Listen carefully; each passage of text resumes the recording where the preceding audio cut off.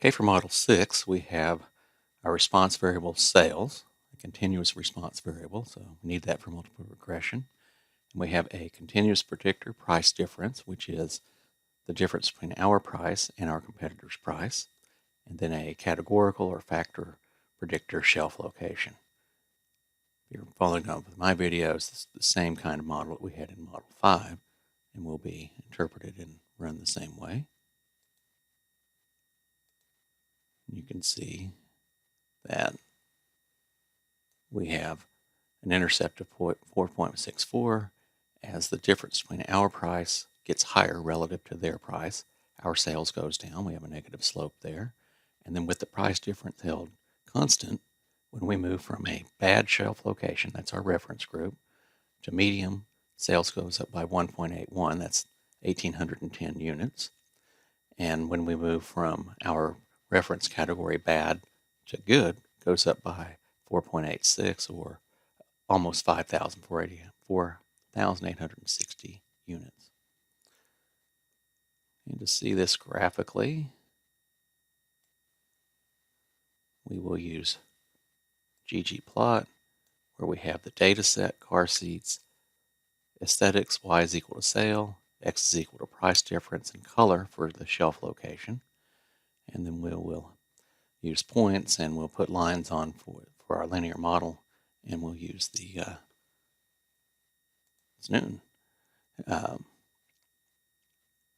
Stephen view as our theme.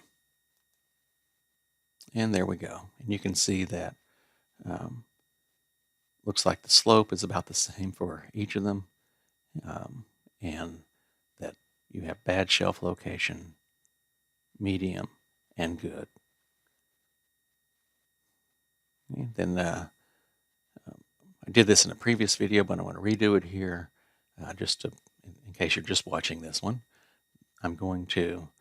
This next part is to do another plot, but by using faceting to show each one of these plots on its own graph.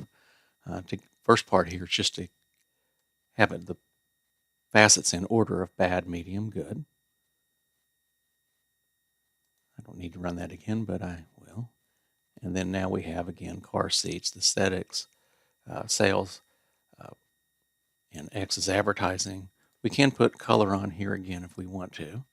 And let's do that. Color equal